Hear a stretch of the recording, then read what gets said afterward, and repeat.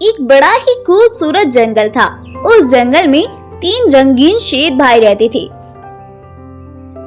एक का नाम था शेरू, जो कि बिल्कुल सफेद रंग का अद्भुत शेर था, और एक का नाम था बगीरा, जो कि बड़ा ही खूबसूरत रंग का गोल्डन शेर था, और तीसरे का नाम था लालू, जो कि लाल रंग का शेर था। वह तीनों शेर भाई बड़े ही ताकतवर थे और जंगल में कोई भी उनका सामना करने की हिम्मत नहीं रखता था। लेकिन वह तीनों शेर कभी भी किसी का बुरा नहीं सोचते थे, बल्कि बड़े ही अच्छे व्यवहार से सबके साथ पेश आते थे। उसी जंगल में एक सेबर टूथ टाइगर भी रहता था। वह बहुत ही खूंखार और खतरनाक था। वह उन तीनों रंगीन शेरों को मारकर जंगल का राजा बनने के सपने देखता रहता था। उसके साथ एक चीता भी रहता था। वह भी बड़ा ही चालाक था। वह चीता उस सेबर टूथ टाइगर को जंगल में होने वाली सभी घटना के बारे में बताता था। बदले में उसे सेबर टूथ टाइगर का बचा हुआ खाना मिल जाता था। एक दिन सेबर टूथ टाइगर उस चीता से बोलता है, अरे तुम किसी काम के नहीं हो, बस खाने के अलावा तुम कुछ करते भी हो। मुझे इस जंगल का राजा बनना है, इसके लिए मुझे उन रंगीन शेरों के रास्ते से हटाना होगा। तुम मुझे बताओ, उन्हें रास्ते से कैसे हटाया जा सकता है? फिर वह चीता कुछ देर सोचता है और बोलता है, अरे महाराज, वह तीनों शेर एक साथ रहते हैं और इकट्ठे तो उन्हें कभी नहीं मारा जा सकता। उन्हें एक एक करके ही मारना होगा। ठीक है, आज से तुम्हारा यही काम है। जब भी उनमें से कोई शेर अकेला जंगल में निकलेगा तो तुम मुझे आकर बताओगे। ठीक है महाराज। अब चीता अपने काम पर लग जाता है और वह उन रंगीन शेरों की निगरानी करने लगता है। एक दिन उन्हें मौका मिल गया। एक दिन लालू शेर अकेला ही जंगल में निकल गया। वह चीता जल्दी से भागता हुआ सेबर टूथ टाइगर के पास पहुंचा और उसे लालू शेर के अकेला निकलने की सूचना दी। सेबर टूथ टाइगर तुरंत ही लालू शेर को मारने के लिए निकल पड़ा और लालू शेर के सामने आकर खड़ा हो गया। लालू शेर उससे बोला, अरे तुम मेरे रास्ते में क्या कर रहे हो? हटो मेरे रास्ते से। जानते नहीं मैं इस जंगल का राजा हूँ। सेबर टूथ टाइगर बोलता है, अरे आज ही तुम मुझे अकेले मिले हो। तुम्हें मारने का यही मौका है। इस मौके को मैं कैसे गवा दूं? तभी वह चीता भी वहां आ जाता है। हाँ हाँ महाराज, यही मौका है इसे मारने का। इसे हाथ से जाने मत देना। इसको यहीं पर मार दो। फिर वह दोनों मिलकर लालू शेर पर हमला कर देते हैं और लालू शेर को बहुत ज्यादा घायल कर देते हैं। लालू शेर को मरा हुआ समझकर वह वहां से चले जाते हैं। बहुत देर तक जब लालू शेर वापस घर नहीं आता तो शेरू और बगीरा परेशान होकर लालू शेर को ढूंढने जंगल में निकल पड़ते हैं और लालू शेर को घायल पड़ा हुआ देखते हैं। अरे ये क्या हुआ? भाई तो बहुत ज्यादा घायल है। ये काम करने की हिम्मत किसकी हो सकती है? अरे भाई शेरू, लालू की तबीयत तो बहुत ज्यादा खराब है। हमें जल्दी से हकीम भालू को बुलाना होगा। जाओ बगीरा, तुम जल्दी से हकीम भालू को बुला कर लाओ।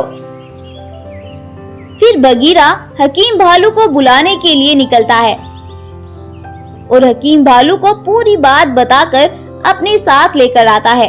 हकीम भालू लालू शेर को देखता है और बोलता है, अरे बगीरा भाई, लालू शेर की तबीयत बहुत ज्यादा खराब है। अगर तुम्हें इसकी जान बचानी है तो तुम्हें गोल्डन गुफा से एक जड़ी बूटी लानी होगी।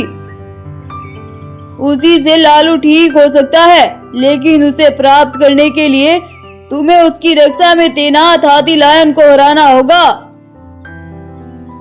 मैं अपने भाई के लिए किसी से भी लड़ने के लिए तैयार हूँ।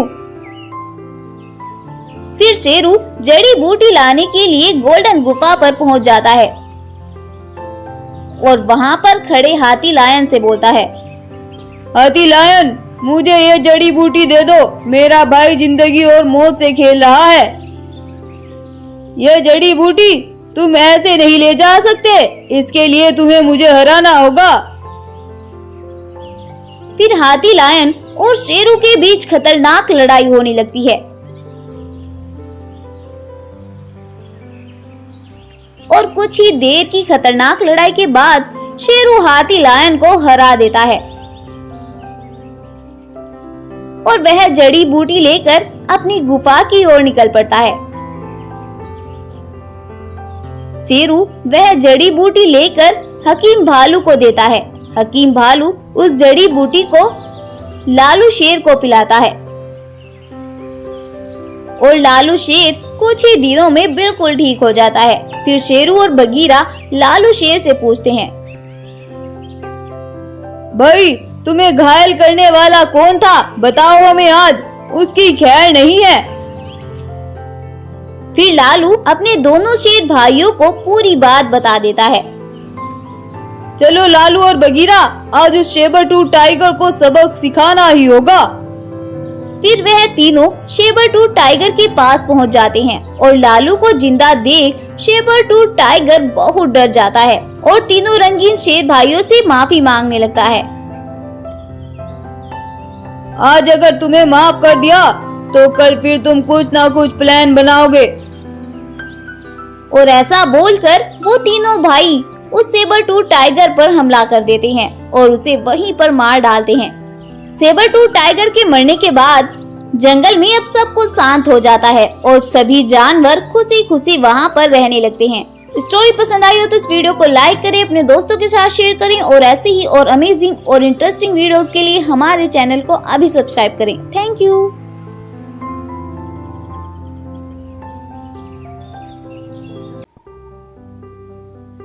जादुई लंबे पैरों वाली बकरी और बूढ़ा कमजोर शेर।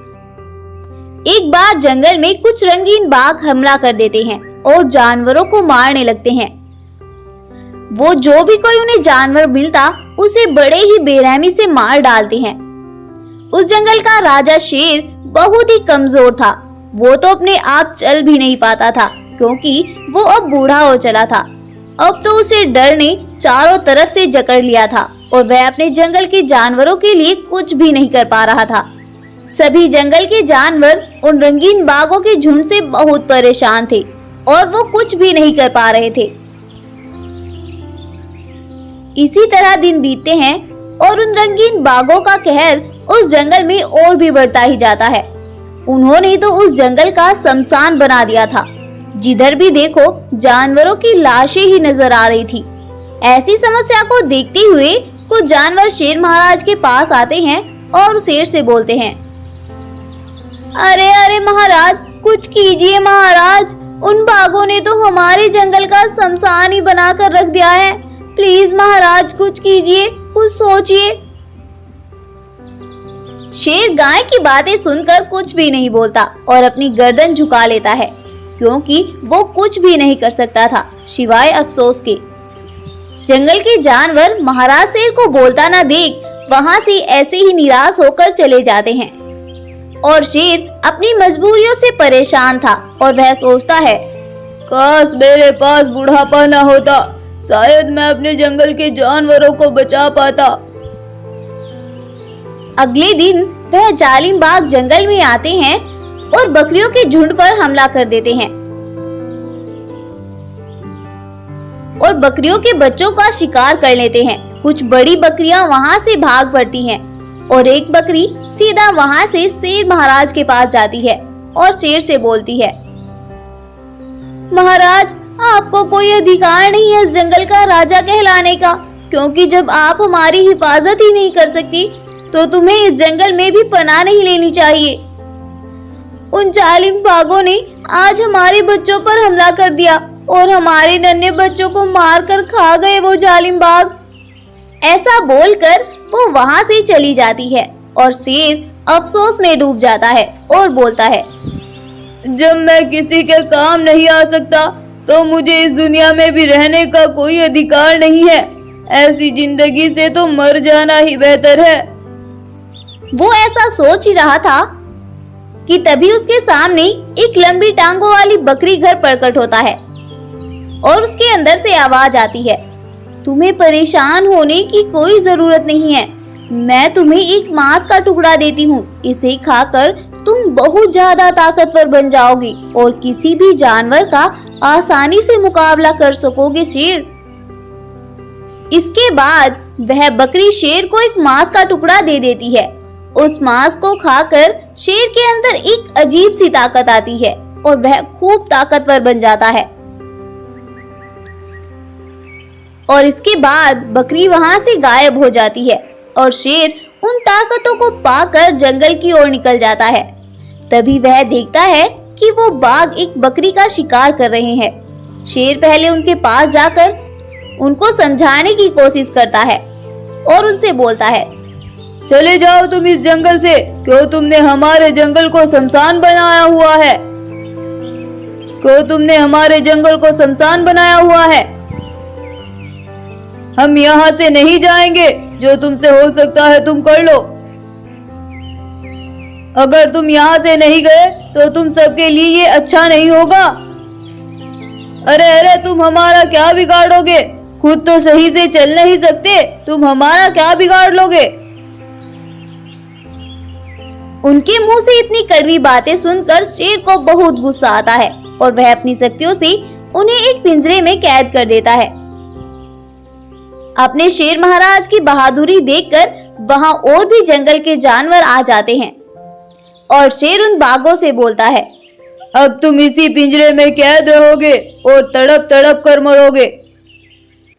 एक गाय शेर से बोलती है, अरे महाराज, लेकिन आपके पास इतनी हिम्मत आई कहां से? फिर शेर सभी जानवरों को सारी बात बताता है और वो सभी फिर से मिलजुल कर रहने लगते हैं। और वो जालिम बाघ खाना न मिलने के कारण उसी पिंजरे में भूख के कारण मर जाते हैं। शिक्षा, हमें कभी भी अपनी शक्तियों पर घमंड नहीं करना चाहिए, वरना ऊपर वाला एक ना एक दिन कुछ ऐसा करता है जो कि हमें तहस नहस करके रख देता है। स्टोरी पसंद आई हो तो इस वीडियो को लाइक करें, शेयर करें और ऐसी ही और अमेजिंग और इंटरेस्टिंग वीडियोस के लिए हमारे चैनल को अभी सब्सक्राइब करें। Thank you.